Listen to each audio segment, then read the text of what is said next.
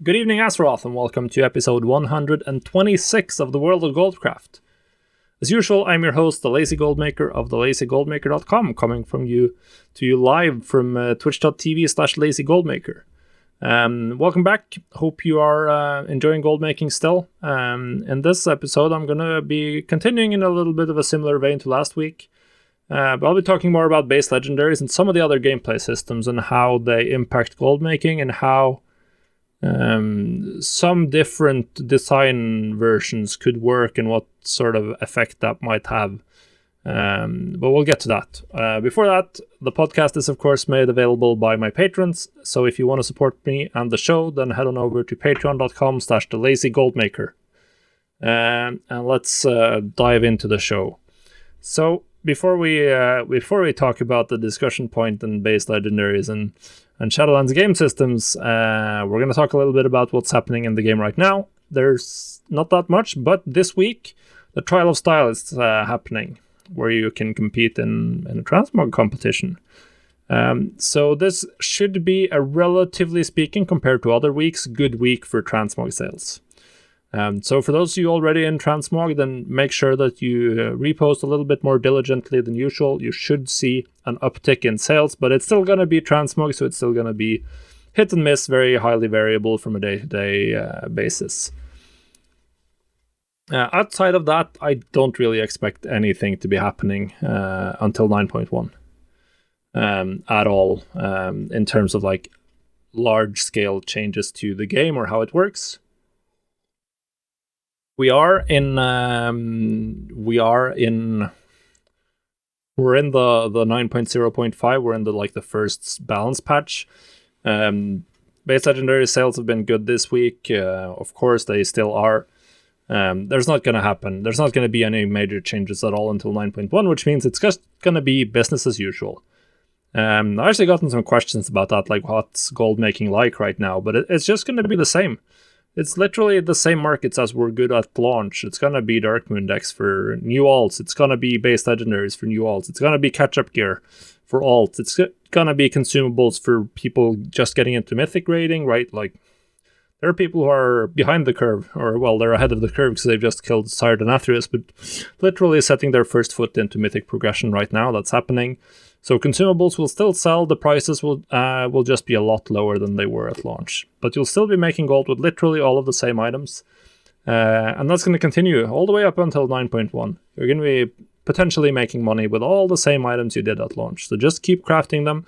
Keep looking for what is profitable. And you should still be quite good. I mean, I'm still making a lot of gold. But let's go into the discussion point. And as I said, we're going to continue in a similar way into last week. And once again, this was sparked because I posted on Twitter yesterday about the one thing that's really been annoying me lately in Shadowlands in terms of gameplay. And that's Soul Ash and time gating. Because I have an alt right now that I want to play. I've been slowly going out into other forms of content. I've been my Warlock, which is my main, I've been optimizing that specifically for like raiding PvE as an Affliction Warlock. But I've been going into Arena, going into other game modes, playing a little bit more of the game, even swapping into Destruction Warlock. But the problem is I want different legendaries for all of those things, which means I'd have to craft more base legendaries, and then I have to do Torghast, and Torghast is still time gated. So even though if I'd farmed every week, I could probably have enough Soul Ash for all of the stuff I wanted. I don't, because I skipped 1 or 2 weeks, and now I have to wait like 3 weeks before my character is at max power again. Which just makes it feel really unappealing to try to swap. That's not even touching on the Covenant part of the question, which doesn't matter as much for Warlocks, because luckily Night Fae is really good across all Warlock specs, but still it's really annoying. And then I leveled my Death Knight to level 60, and I tried to play a couple of things on him, and I realized that for a Frost Death Knight you need there are 3 different legendaries for the 3 major game modes, M+, PvP, and raiding. You want 3 different legendaries. Even potentially a 4th one on some if you want to run the Obliteration versus the Breath of Syndragosa. variant of the spec. That's an insane amount of legendaries. That's 4 weeks of Torghast just to get rank 1. To be able to test out Frost at full power in all of the different game modes. And some of these legendaries are actually like game defining. So I posted about this. This annoys me. The fact that you can't... It takes so long to get an alt to where you can even test it out, experiment with it properly. And a lot of people agreed with me. I got a lot of engagement, so I thought I'd talk about this. I got some responses from some other gold makers as well, because if you change this system, that would obviously have a huge effect on the gold making side of things. But yeah, at this point, I think a lot of people will be in my boat. Like they'll be mostly done with like their mains progression in terms of like the main thing they focus on. Like even though I've hardly set foot into Mythic, I'm still item level 219 on my Warlock. So I can only get upgrades from Mythic rating and the weekly vault, for instance. So people will want to test out. They'll have time to test out off specs, test out other content forms, test out alts. This is the time for that. And that's where you really start noticing like the limits that this puts on you. And legendaries are huge. For many specs, they're literally spec defining, and without them, you can't play the spec properly. And that's the case for Frost Death Knights, particularly in PvP, because the legendary that lets the Frostworm's Fury stun is just a must-have in Arena. If you don't have that, then there's no point in playing Frost Death Knight in Arena, essentially. So if you want to play Arena on a Frosty Death Knight, you need to get that legendary before you can even start to do well. And it's a PvP mode, so it's going to be competitive by design. So if you're not optimized, then you're gonna have a bad time in PvP game modes always. So that's where we are right now. And then you hit the Soul Ash time gate, and it's just so annoying.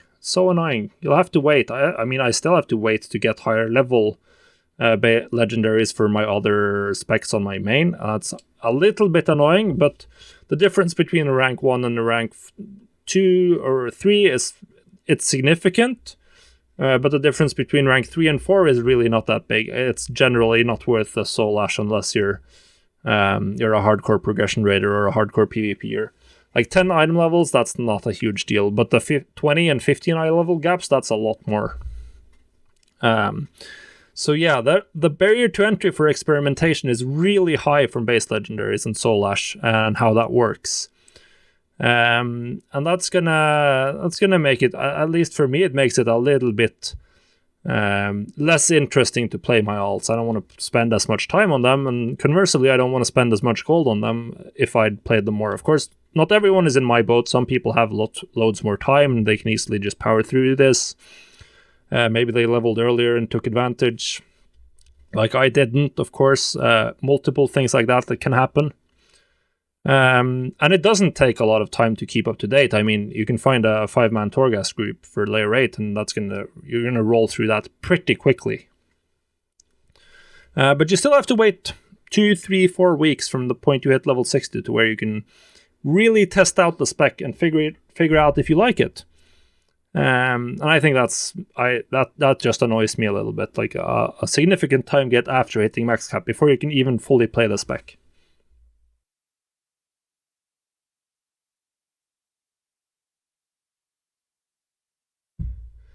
And obviously there's huge gold making ramifications from this, because legendaries are tied into professions. It's all gold all the way. The only way to get the legendaries is to craft them.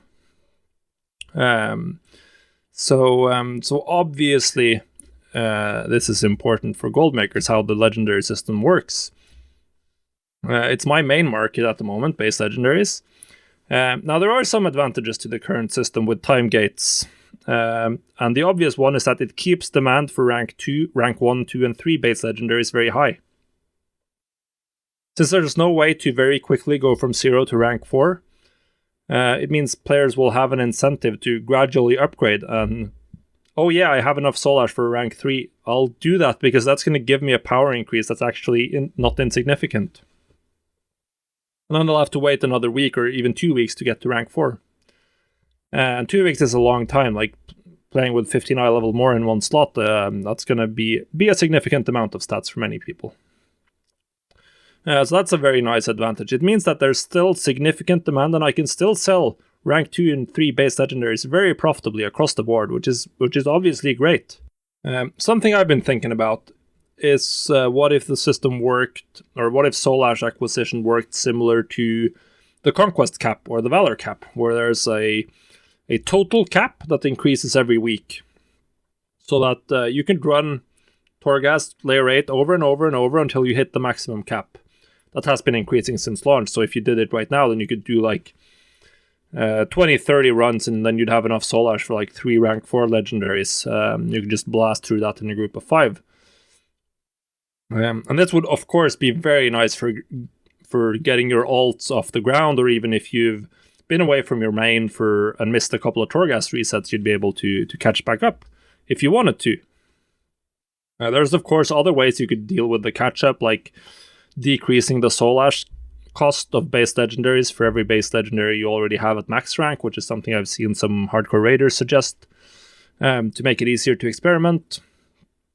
But the overall effect of all of this is that it would make it much easier to just go completely from rank 0 to rank 4, or even from rank 1 to rank 4 in your base legendary, and people would just not bother buying rank 2 and 3. They wouldn't. Which would mean that trying to level base legendary recipes would be a disaster. And only the people who already have rank 4s would be making gold. Whether we'd be raking it in, I had no idea, but if that was the case, I'm pretty sure that we'd see rank 2s and 3s selling comfortably for a significant loss. So whether or not that's good for the game, like overall, I have no idea. It would definitely be nice to gear out your alts a little bit quicker with the legendaries. But like how accessible would it make legendaries? Like, would it be easy to get them? How expensive would they be? Would that be okay? For casuals, that's something that's a little bit harder to answer, obviously. Another thing that has been talked about, or another potential with base legendaries, would be the ability to scrap or recraft your base legendaries. Like you could scrap your legendary and turn it back into Soul Ash. Maybe you just get refunded your Soul Ash, and then you could craft another or another legendary item with another power and another legendary base and new missives. Now I very much understand why Blizzard did not do this at launch, because it would 100% mean that players would be swapping legendaries between bosses during progression. That would be like, okay, AoE boss coming up, everyone go back to Torghast, scrap your legendaries and craft the AoE legendary, for instance. And everyone would do this, and it would have meant an insane demand for legendaries. People would have been buying 3-4 times as many base legendaries during the initial patch. Like, imagine the prices of rank 4 base legendaries for leatherworking, for instance, if this had been the system at launch. They were insane. Imagine if they'd done it like that, like the week rank 4s were available. They'd be selling for pretty insane prices, that's for sure.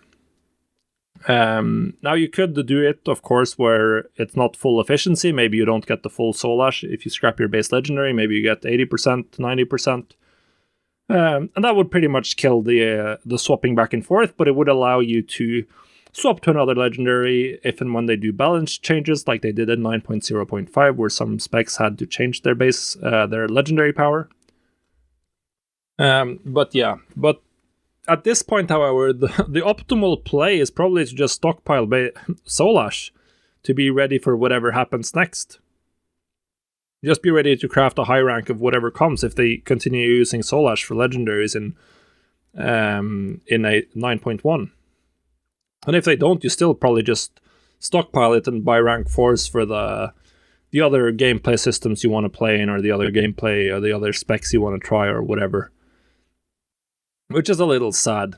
Now, another thing they could have done is allow you to reforge the stats on your legendaries Like, what for some specs, I'm sure the best legendary power is going to be the best in both PvP and PvE. I know this is the case for balanced druids, for instance, with the balance of all things legendary. But they would generally prefer different stats in PvE and PvP.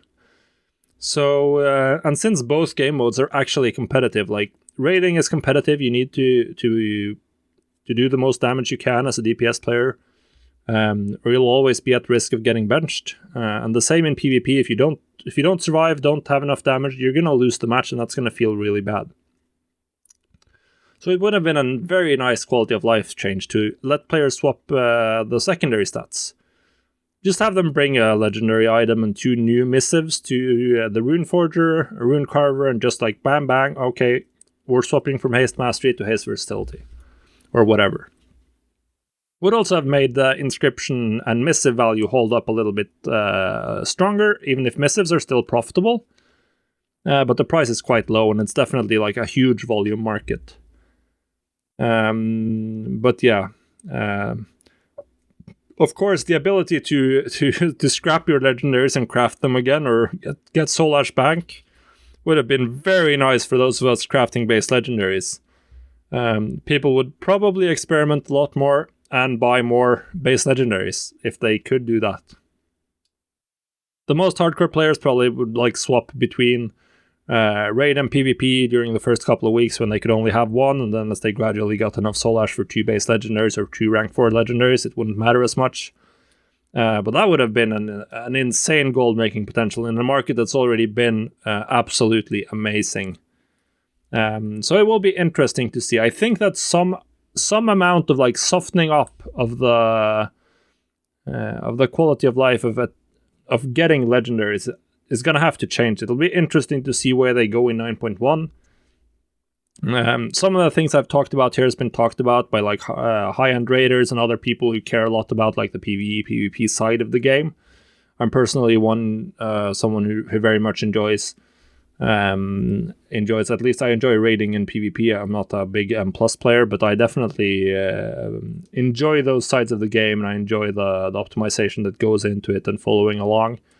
And I do think that some things should change to make it a little bit more flexible, because right now, in many cases, if you wanted to play another spec of your same class, it's optimal to have an alt. Like if I wanted to optimize my Warlock for destruction, it would be better to have a destruction alt than to have try to swap spec on my Warlock, which is a little bit sad. But it is what it is.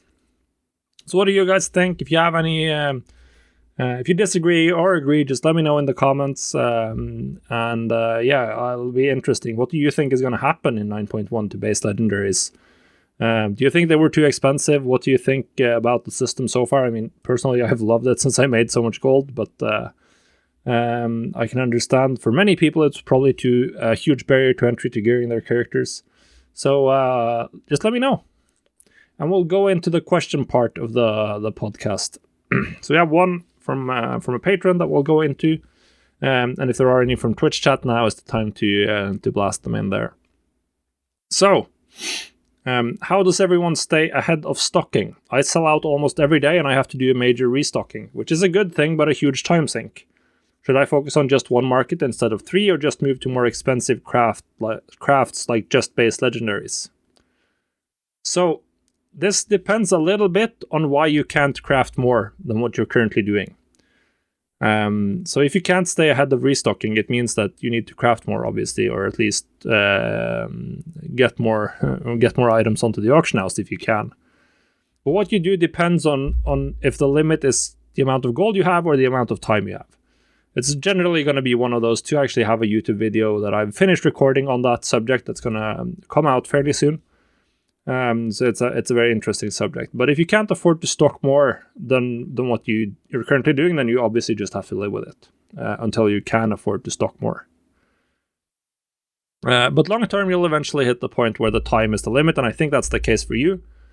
And there you will want to either increase the amount you craft in one crafting session or one batch. Because larger crafting sessions are more time efficient, because you cut down on the amount of time you spend in loading screens if you're crafting on multiple different alts. You cut down on the amount of time you need to spend searching for and buying materials. which is also something that takes quite a lot of time. But if you're just doing it in one large session, like the amount of time it takes to buy 10,000 lacerite ore is essentially the same as what it takes you to buy 1,000. So if you can do larger crafting sessions, then you can probably spend less time crafting in total, or at least less time crafting per item, and still get more out onto the auction house. The last one is what you are into, like cutting out low value crafts. I would not focus on just one market. I would focus on all 3 markets, assuming that you're talking about 3 different crafting professions, for instance. But I would move away from all of the low value crafts. So if you're doing jewel crafting, maybe stop doing gem clusters and stop doing 168 gear and just focus on the base legendaries. I personally pretty much only focus on base legendaries crafting on my main realm, because none of the other items you can craft in the Shadowlands are on that level in terms of potential gold per hour. So that's definitely what I would suggest if the time is the limiting factor. Spend less time crafting, spend more time crafting the high value items. Just cut out anything less than 500 gold profit or 1,000 gold profit per item, and go from there. And just focus on higher value items, essentially. That's always the optimal way when time is the limiting factor. So we have another question from chat here. Any tips to sell transmog during the Trial of Style event? Well, just post it if you have it. And it can also make sense if you have some specific rare pieces or maybe not well-known pieces, then post about it in trade chat as well. Even though people don't read trade chat too much, you can make a macro with like, the Trial of Style is happening now. Wanna dazzle your friends? Get my Fellsteel Longblade. It's super unique katana or whatever. And write some message that tries to stand out from all of the boost community spam. And try to advertise a little bit. People might not know the event is there. Some people might realize that I think you can get some cool stuff from the event. I'm actually never entered it, but I believe there's a title for winning a Trial of Style at least. So just make people aware that it's happening, and make people aware that you have some interesting, rare, cool transmog on the auction house. And that should help you drive some more sales. So yeah, guys, that's going to be it for the show today. Hopefully you enjoyed the episode. If you did, and you want more content, head on over to thelazygoldmaker.com. If you just want to support us here on YouTube, then go click the like button down below and subscribe to the channel. And with that, I wish you all a very profitable week. Goodbye, guys.